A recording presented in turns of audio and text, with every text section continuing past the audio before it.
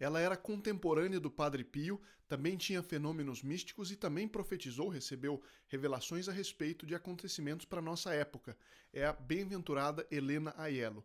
O que realmente ela disse, quando que ela viveu, como é que foi isso? É o que nós conversaremos hoje. Muito bom dia, meu nome é Daniel Martins, seja bem-vindo ao canal dos Santos Anjos.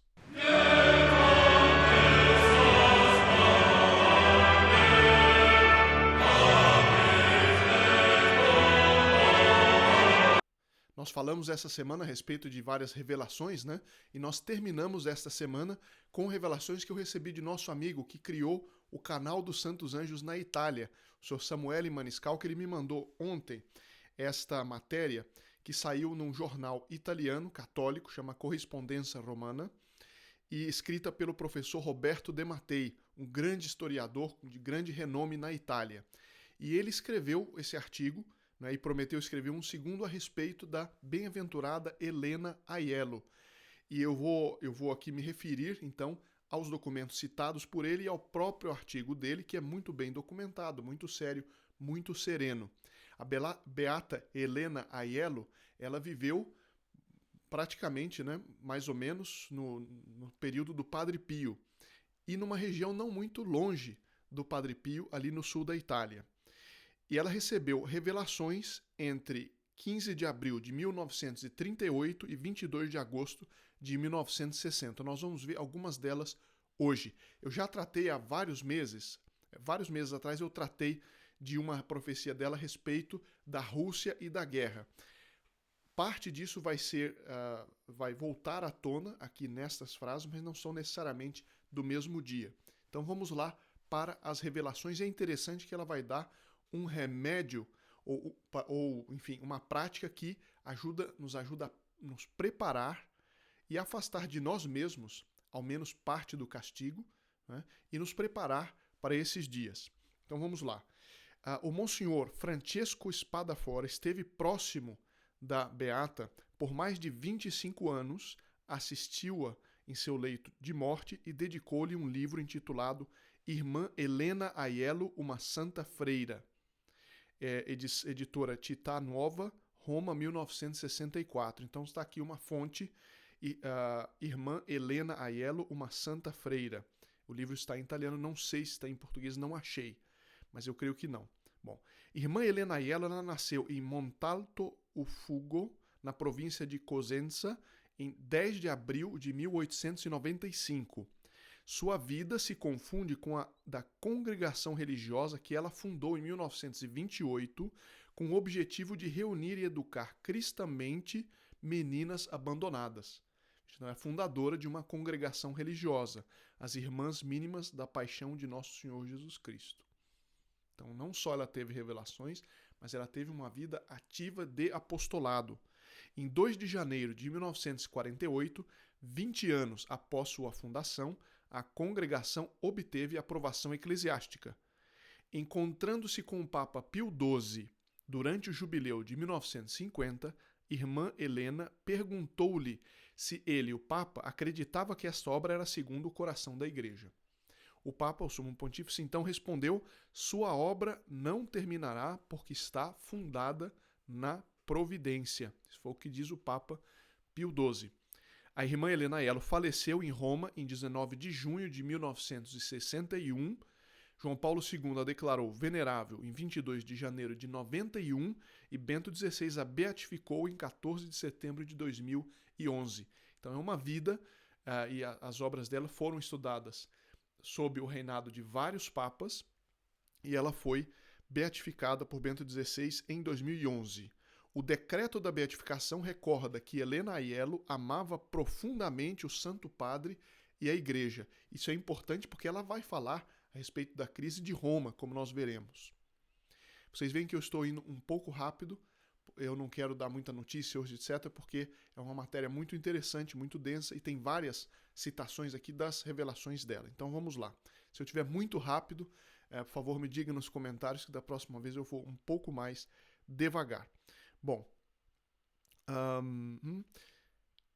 ela era uma alma eminentemente eucarística e costumava dizer: a Eucaristia é o alimento essencial da minha vida, o alento profundo da minha alma, o sacramento que dá sentido à minha vida, a todas as ações do dia. Um encorajamento para nós procurarmos, se estivermos em boas disposições, se estivermos regularmente com disposições regulares, nós termos uma vida eucarística. É uma das coisas que nos prepara para nós irmos para o céu, que nos prepara na união com o nosso Senhor, com os santos anjos. A Eucaristia é chamada o pão dos anjos, né? Ele nos une aos anjos de uma maneira toda especial. Os anjos, eles auxiliam ainda mais aqueles que são almas eucarísticas, e aqui fica mais uma contribuição da bem-aventurada Helena Aiello para nosso dia a dia, nosso combate espiritual. Bom, seu carisma se resume na frase que ela repetia quase como ladainha: não há amor sem sofrimento. E a gente vê isso, então, a segunda coisa, o segundo ensinamento para nós dessa história toda aqui. Então, primeiro, Eucaristia, dá sentido à vida. Muitas vezes a gente se sente, a gente tem tentações, parece que as coisas não têm sentido. Ora, se eu estou unido a Deus verdadeiro, que está presente verdadeiramente na Eucaristia, eu tenho sempre um sentido de viver. Segundo, não há amor sem sofrimento. Então, nós considerarmos o nosso sofrimento como uma prova de amor a Deus, receber bem os sofrimentos. Vamos lá. De 2 de março de 1923 até sua morte, todas as sextas-feiras da Quaresma, especialmente nas sextas-feiras santas, irmã Helena reviveu a paixão de Nosso Senhor com sofrimentos, suor de sangue, visões, revelações. O tema recorrente dessas revelações é o anúncio de um castigo divino para a humanidade mergulhada no pecado. Vocês se lembram, nós temos conversado sobre isso, né? Quantas revelações de fontes confiáveis, de pessoas cuja vida escritos foram estudados pela igreja, a gente vê, e às vezes até pela ciência, como nós vimos ontem com a Marie-Julie Jahenny, mas enfim, todas apontam para o mesmo problema. O mundo chegou a um grau de pecado quase que inimaginável. Inimaginável. Então, vem um castigo divino também, por assim dizer, inimaginável. Em 16 de março de 51, Jesus disse a ela, portanto, muito recente, né? Do ponto de vista histórico, 1950 foi ontem. Né? Quantas pessoas que estão aí assistindo, por exemplo, já eram nascidas em 1950, ou estavam para nascer. Então é uma coisa que nos toca aos nossos dias, né? Jesus disse a ela, os homens lançaram um furacão de ódio contra Deus. Meu coração sangra porque os homens me ultrajam. Em todos os lugares procuro o pecador. Nosso Senhor procura ajudar. Eles estão cegos pelo pecado. Muitos de vocês têm colocado nos comentários que vocês experimentam isso. A gente tenta dar o bom exemplo, a gente tenta falar, tenta convencer as pessoas. Muitas pessoas estão cegas pelo pecado. O mundo vive fora do cristianismo. O flagelo está próximo, a punição é grande. Há muitos crimes, tremendos são os perigos que ameaçam a humanidade. A guerra, com suas armas assustadoras, trará ruína e morte para todos os povos. Ajude-me sofrendo. Você deve ser uma vítima expiatória desse mundo debochado. Então a gente vê a seriedade a que Nosso Senhor nos chama nesses dias. Nosso Senhor nos chama, é claro, à misericórdia, ao amor, o mundo maravilhoso dos santos anjos que nós temos estudado, conversado ao longo desse dia, e vamos continuar conversando a doutrina sobre os santos anjos, mas a gente vê que isso não pode estar desligado da realidade, daquilo que nós vemos, do pecado que nós estamos vendo e que pede reparação, pede reflexão séria. Por isso que nós estamos vendo isso aqui. O destino da igreja e da cidade de Roma está no centro das revelações da beata Helena Aiello. Em 7 de agosto de 1954, Nossa Senhora disse a ela, Roma será muito conturbada. Nada disso aconteceu ainda. Porque está manchada por pecados gravíssimos. Roma, bom, a gente está vendo isso, né? A lama do pecado atingiu seu pico e Roma se tornou uma cena de crimes e mercenários. Roma deve sofrer muito, porque é a cidade santa que foi profanada e, portanto, será perturbada mas não destruída pelo flagelo da guerra. A gente vê, por exemplo, há uns anos atrás, eu já comentei isso aqui, a Pachamama sendo adorada, sendo assim, cultuada nos jardins do Vaticano. Deixa eu tirar esse anúncio aqui, porque, enfim, talvez facilite a atenção. Vamos lá. Então, Roma deve sofrer muito, etc. Jamais permito que a sede do vigário de Cristo que pereça na batalha. Eu me curvarei contigo em meus braços em sinal de proteção. E todos terão que reconhecê-lo nos acontecimentos que se apresentarão. Ou seja, virá um castigo enorme sobre Roma, sobre o mundo, mas especialmente, está dizendo aqui sobre Roma, mas o braço protetor da providência mostrará o seu poder no fato de que haverá o castigo, mas a cidade onde está o Vaticano, né, enfim, a região onde está a sede da Santa Igreja, ela vencerá no final, mas passará por tormentos terríveis. Eu farei meu trabalho, diz Nosso Senhor, enquanto em todas as cidades, em todos os lugares, poucos serão salvos, porque o flagelo da guerra está próximo. Eu vou continuar aqui um pouco mais, tem outros trechos bastante interessantes e que acho que vale a pena a gente gastar um pouquinho de tempo nisso. Em 4 de março de 1955, ou seja, repetidas vezes, aqui Nossa Senhora revela: a igreja ficará muito perturbada. Uma terça parte dos homens será salva. Nós temos visto, né, várias profecias particulares falam com muita frequência em 1/4 e 1/3. Não é? A gente não deve ser matemático nessa matéria, mas isso dá uma noção da proporção do castigo. Né? Nos dá uma ideia dessa proporção. O flagelo da guerra está próximo. Olha que isso aqui foi 10 anos depois da Segunda Guerra Mundial. O tempo não está longe e o mundo se tornará um vulcão de fogo e uma torrente de sangue. Em 8 de abril de 55 ainda, vejam, os anjos, com recipientes cheios de fogo nas mãos, são como tochas. Lembre-se, nós já falamos aqui ao longo das nossas conversas no canal, que um dos ministérios dos anjos é serem executores da justiça divina. Cada 2 anjos levarão essas tochas. Elas eram como tantos troncos de árvore. Eles servem para jogá-los sobre o mundo. A punição será terrível. Eles descerão sobre o mundo como tantas flechas de fogo lançadas pelos anjos na terra. Desculpe. O fogo vai desmoronar. Porém, não causa a morte de todos. Os homens serão punidos de acordo com as dívidas contraídas com a justiça divina. Isso eu tenho insistido aqui, né? Muitas pessoas perguntam: mas o que vai acontecer comigo naquele momento? Será que eu não tenho que me preparar, estocar a comida, não sei quantas? Veja, o importante é nós agora sermos verdadeiramente de Deus, dos santos anjos. Fazemos a prática católica, a prática da fé agora, porque isso daqui está completamente de acordo com a doutrina católica. Os homens serão punidos de acordo com as dívidas contraídas com a justiça divina. Se nós agora fazemos penitência, ou se nós agora procuramos nos santificar e procuramos a glória de Deus e não só ficamos olhando para nós mesmos, nós não contraímos essas dívidas todas com a justiça divina.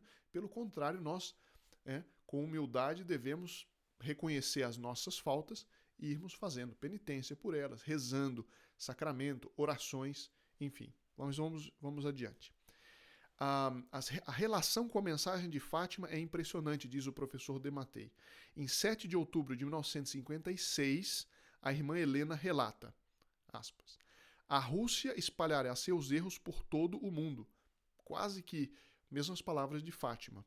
E eu não creio que nesse momento a irmã Helena tivesse conhecimento da mensagem de Fátima, porque foi por volta desse ano que ela começou a ser um pouco mais conhecida no mundo. A Rússia espalhará seus erros por todo o mundo com perseguições contra a igreja, sacerdotes e contra o Cristo na terra. Provocará tremendas revoluções. A tragédia será terrível, os homens serão aniquilados, uma guerra nunca vista virá. Todas as nações irão para o campo de batalha. É uma proporção enorme, porque mesmo nas guerras mundiais, nem todas as nações foram para o campo de batalha. no ano seguinte, 5 de abril de 1957, a Rússia lançará, e parte disso nós lemos há mais ou menos um ano atrás, mas aqui traz mais detalhes. A Rússia lançará todas as forças do mal sobre todas as nações. A melhor parte dos ministros de Deus passará pela purificação, neste que será o maior flagelo já visto na história do mundo. Se lembra que nós temos visto várias revelações do Beato Palau, de Marie-Julie Jahenny, de outros santos, venerável Bartolomeu Holshauser, São Gaspar del Búfalo, São Vicente Ferrer, todos falam disso. É um castigo que nunca se viu na história da humanidade, só se verá algo parecido no fim do mundo. Agora vem uma parte interessante que também está em várias revelações, está em Fátima, e que nós devemos tratar com cuidado. A salvação do mundo está no Imaculado Coração de Maria. A devoção ao Imaculado Coração de Maria. Se Deus quiser, na semana que vem nós trataremos um pouco a respeito de por que não é simplesmente, se diz devoção a Maria, por que o Imaculado Coração, qual que é o sentido disso? É uma coisa magnífica, eu tenho estudado recentemente e queria passar alguma coisa para vocês, se Deus quiser, na semana que vem. Em 22 de agosto de 57, Nossa Senhora afirma: para salvar as almas do inferno, minha devoção ao Imaculado Coração de Maria, medianeira entre os homens e Deus, deve ser difundida com a consagração das famílias ao meu coração e ao de Jesus. Então eu repito, para salvar as almas do inferno, minha devoção ao Imaculado Coração de Maria, medianeira entre os homens e Deus, deve ser difundida com a consagração das famílias ao meu coração e ao coração de Jesus. E em 8 de dezembro do mesmo ano, é necessário formar uma legião de almas, um apostolado ao Imaculado Coração de Maria, medianeira e rainha do universo. Né? Isso aqui nós devemos fazer nosso, este apostolado. E é uma coisa que eu quero incluir na missão deste canal, é justamente promover, ajudar, né, fazer o nosso contributo na medida das nossas possibilidades, para que o nosso apostolado dos Santos Anjos seja um contributo nesse apostolado mais amplo, um apostolado para expandir a devoção ao Imaculado Coração de Maria. Nós falaremos um pouco mais semana que vem. Em 11 de fevereiro de 58, e aqui é a última que eu vou ler hoje, Nossa Senhora reiterou: o mundo cristão está em perigo, porque está ameaçado pelo materialismo. A lama dos pecados, especialmente na cidade eterna, atingiu seu pico. Ela repete, né? Meu filho, pastor angélico, terá que sofrer muito nestes dias, e serão agonias de morte. Precisamos fazer muitos atos de fé, cheios de fervor, para estarmos prontos para atacar, para defender os direitos do Imaculado Coração de Maria, medianeira entre os homens e Deus, porque meu tempo está próximo. E aqui eu tenho realmente o prazer de dizer que este apostolado faz parte disto aqui. Não é? Nós defendermos os direitos do Imaculado Coração de Maria. Os nossos voluntários têm feito várias campanhas em defesa da honra de Nosso Senhor contra as blasfêmias. Eles vão na frente dos teatros onde está tendo blasfêmia, fazem terços de reparação. Cada dia vão em casas com a imagem de Nossa Senhora de Fátima para explicar a mensagem de Fátima e a importância da devoção ao Imaculado Coração de Maria. E isso nos alegra, o fato de já estarmos fazendo, mas precisamos fazer muito mais.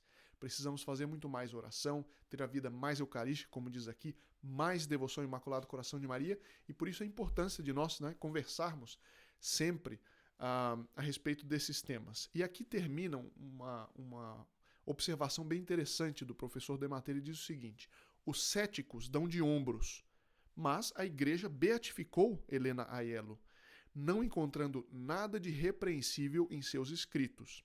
Ninguém é obrigado a acreditar nas revelações da beata Helena Aiello, mas o católico prudente aplica seu discernimento a toda voz que possa vir do céu, porque a divina providência usa essas vozes para guiar as almas nos momentos mais sombrios da história. Então, tendo a prudência de ver se não é uma coisa meio maluca, histérica e tal. Se é algo, então, visto pela autoridade eclesiástica, se é algo que tem realmente as marcas de algo sobrenatural, é algo que nós devemos, é prudente nós levarmos em consideração. Então fica aqui a reflexão, uma semana repleta das bênçãos do Imaculado Coração de Maria, evidentemente que nos leva ao Sagrado Coração de Jesus e aos Santos Anjos. E até segunda-feira, se Deus quiser.